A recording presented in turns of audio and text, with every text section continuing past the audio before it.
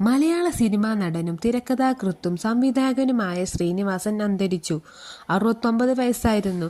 ഏറെക്കാലം അസുഖബാധിതനായി ചികിത്സയിലായിരുന്നു അദ്ദേഹം.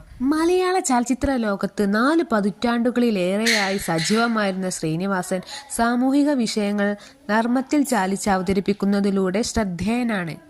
1977 PM ബക്കർ സംവിധാനം ചെയ്ത മണിമുഴക്കം എന്ന ചിത്രത്തിലൂടെയാണ് ശ്രീനിവാസൻ അഭിനയ രംഗത്തെത്തിയത്. എന്നാൽ 1984 ഓടരുതമ്മാവ, ആളറിയാം എന്ന സിനിമയുടെ തിരക്കഥാകൃത്തെന്ന നിലയിലാണ് അദ്ദേഹം കൂടുതൽ ശ്രദ്ധിക്കപ്പെട്ടത്. നാടോടിക്കാറ്റ്, പട്ടണപ്രവേശം, വരവേൽപ്പ്, സന്ദേശം, ഞാൻ പ്രകാശൻ തുടങ്ങിയ നിരവധി വിജയ ചിത്രങ്ങൾക്ക് അദ്ദേഹം തിരക്കഥ എഴുതി.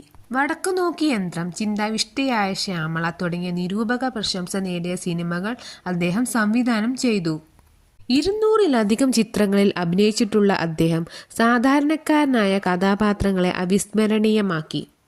അദ്ദേഹത്തിന് നിരവധി സംസ്ഥാന, ദേശീയ ചലച്ചിത്ര പുരസ്കാരങ്ങൾ ലഭിച്ചിട്ടുണ്ട്.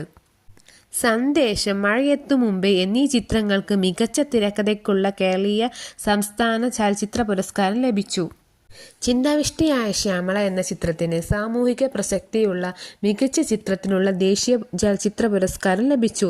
അദ്ദേഹത്തിൻ്റെ മക്കളായ വിനീത് ശ്രീനിവാസനും ധ്യാൻ ശ്രീനിവാസനും മലയാള സിനിമാ മേഖലയിൽ സജീവമാണ്.